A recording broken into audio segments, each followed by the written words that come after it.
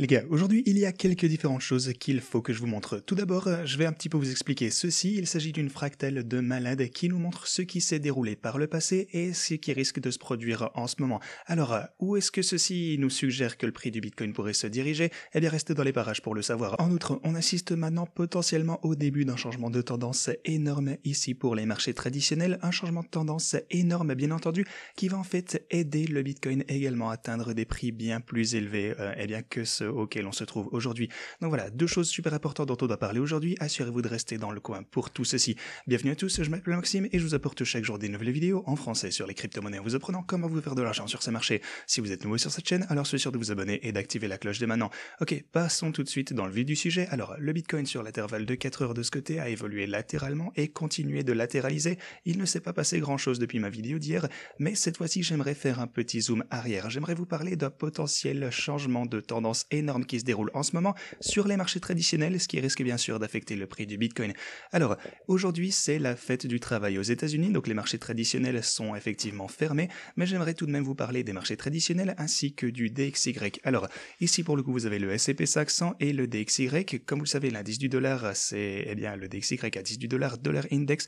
Maintenant, sur l'intervalle hebdomadaire, ce que vous pouvez voir, c'est que le DXY, au cours des 1, 2, 3, 4, 5, 6, 7 dernières semaines, a augmenté, donc a vu une tendance à la hausse, ce qui signifie que le dollar est devenu plus fort par rapport aux autres devises du monde entier, et ça entraîne généralement une baisse, cependant, des actifs à risque du monde entier. En d'autres termes, si vous holdez du Bitcoin, si vous détenez des actions, et donc des stocks, quoi que ce soit en fait, eh bien vous voulez en fait que l'indice du dollar baisse, parce que ça signifie généralement que les marchés traditionnels, ainsi que les autres actifs, les matières premières quoi qu'il en soit, sont en train de réaugmenter. Alors juste pour vous illustrer ça, regardez-moi ceci, l'indice du dollar a commencé à réaugmenter ici vers le 19 juillet de cette année, vous pouvez le voir sur ce graphe, ok, oui, juste ici, ça a augmenté depuis plusieurs semaines. Donc oui, ça a commencé aux alentours du 19 juillet, 17 juillet peut-être avec cette chandelle hebdomadaire. Maintenant, si vous regardez les marchés traditionnels, regardez-moi ceci, le point que vous avez juste ici, le 19 juillet. Donc oui, on a constaté un petit peu plus de dynamisme sur les marchés traditionnels par la suite, mais alors que l'indice du dollar augmentait semaine après semaine, eh bien eux, les marchés traditionnels ont recommencé à chuter semaine après semaine. Et donc, eh bien ça vous montre vraiment la corrélation entre les actifs à risque et le DXY. En fait, si je prends l'hebdomadaire, c'est probablement encore plus évident. En fait, ici, vous pouvez voir que oui, effectivement, les marchés traditionnels ont commencé à chuter sur l'intervalle hebdomadaire. Vous avez la preuve juste ici, en fait, lorsqu'on a vu l'indice du dollar commencer à baisser, à monter, pardon.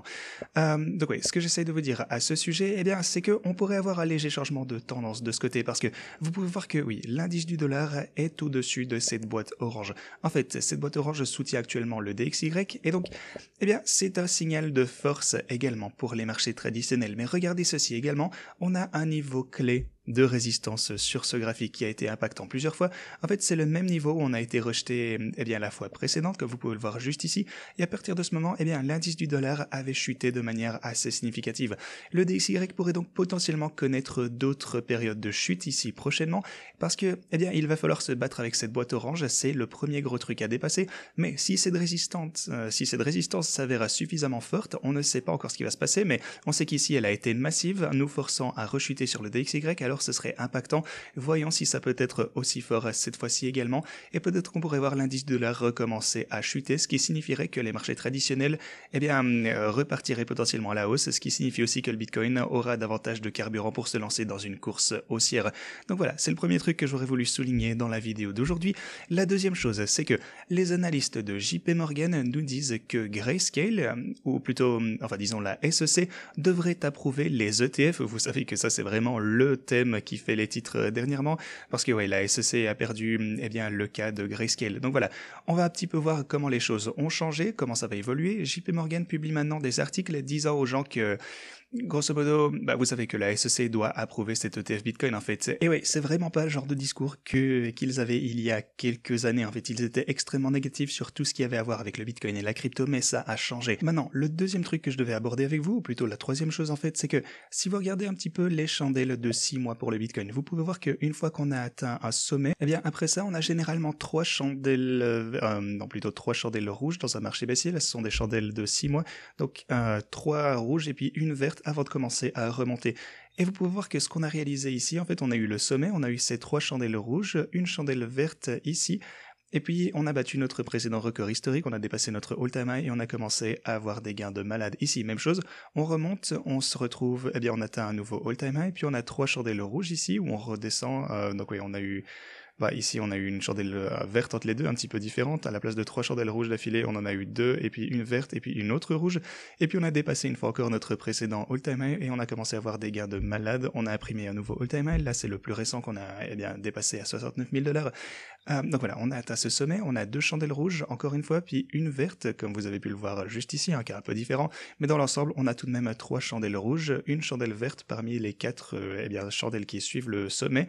Donc voilà, de ce côté 3 rouges, une verte, 3 rouges, une verte, le all-time high, 3 rouges, une verte encore une fois.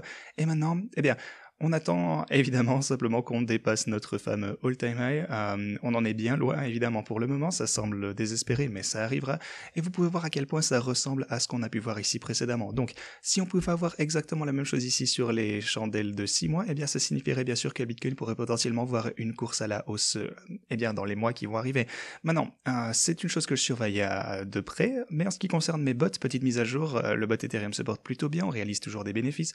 Les bots Bitcoin, sont un petit peu en perte en ce moment. Cependant, vous connaissez la stratégie. Si on continue à chuter, alors je vais simplement traiter ceci comme une position, au comptant, un petit peu de DCA, de Dollar Cost Averaging. Et donc, je continuerai à ajouter à cette position au fur et à mesure, car le plus on va descendre, le plus de bénéfices je serai, en mesure de faire une fois qu'on aura finalement un rebond, une fois que les choses commenceront à s'améliorer. Donc, tout ça fait partie de ma stratégie. Jusqu'ici, tout va bien. Finalement, ce dont j'aurais voulu vous parler, c'est que cette année est en fait la volatilité la plus faible qu'on ait jamais connue pour le Bitcoin. C'est l'année la moins volatile jamais vue pour le Bitcoin. Donc voilà. C'est aussi ce dont je vous parlais hier. En fait, les gens s'embêtent, les gens perdent leur intérêt, tout le monde s'ennuie en ce moment. En fait, tout est en train de latéraliser, on n'a pas de volatilité, on n'a pas de gain, on n'a rien d'intéressant qui se passe, pas de développement, pas de grosses choses qui se produisent. Mais voilà, une fois que l'ETF sera approuvé, je pense que tout ceci va changer. Je pense qu'on va récupérer de la volatilité. Mais voilà. Pour le coup, une volatilité très faible. En ce moment, vous le savez, on s'embête, mais ça va changer. Voyons si ça va effectivement continuer à être l'année la moins volatile une fois qu'on aura clôturé 2023 et qu'on aura des stats bien fermées. Les gars, c'est tout ce que je vais pour aujourd'hui. Merci d'avoir regardé cette vidéo et moi je vous dis à la prochaine.